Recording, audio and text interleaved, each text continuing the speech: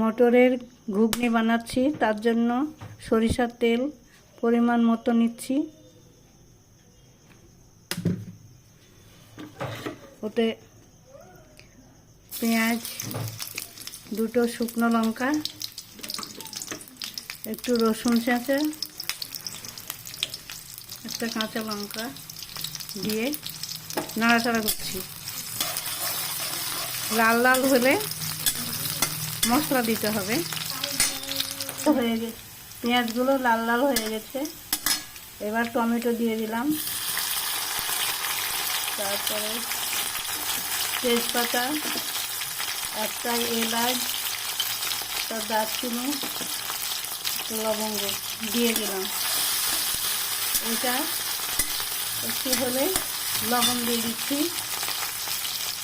পরিমাণ মতো লবণ।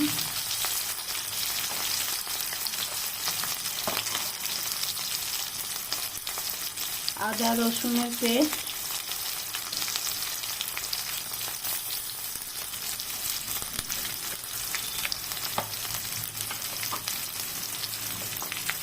একটু হলুদের গুঁড়ো দিয়ে এটাকে ভালোভাবে কষতে হবে। মশলা কষানো হয়ে গেছে। এবার আগে থেকে সেদ্ধ করা মটরগুলো ছেড়ে দিলাম।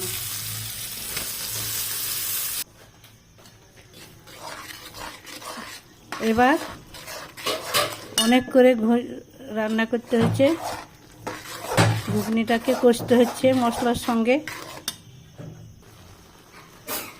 মটরটা ভালোভাবে কষানো হয়ে গেছে। এবার এতে গরম জল দিচ্ছি।